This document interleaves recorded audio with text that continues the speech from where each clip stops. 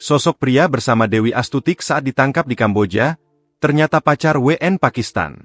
Terungkap sosok pria yang bersama Paryatin alias Dewi Astutik gembong narkoba internasional asal Indonesia ditangkap di Sihanoukville, Kamboja bersama pria, pada Senin, 1 Desember 2025. Seperti diketahui, Dewi Astutik ditangkap saat berada di sebuah hotel di Sihanoukville, menaiki mobil Toyota Prius putih bersama pria.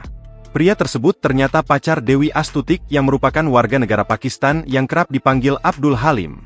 Hal ini diungkap Kepala Badan Narkotika Nasional, BNN, RI Komjen Suyudi Aryoseto yang mengatakan sosok pria bersama Dewi Astutik pacarnya. Lelaki tersebut diakui sebagai WN Pakistan dengan panggilan Abdul Halim yang diduga sebagai pacar Dewi Astutik alias Paryatin.